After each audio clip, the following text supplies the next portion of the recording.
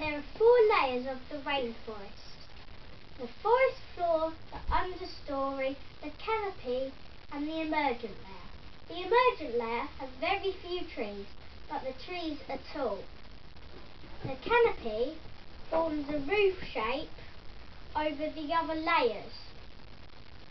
The understory has 5% of light, that's not much, and a few little plants. In the forest floor there is very few things, only little grasses, and there's only insects and bugs that live down there. Also, in the understory, good climbing animals live there, like the leopard.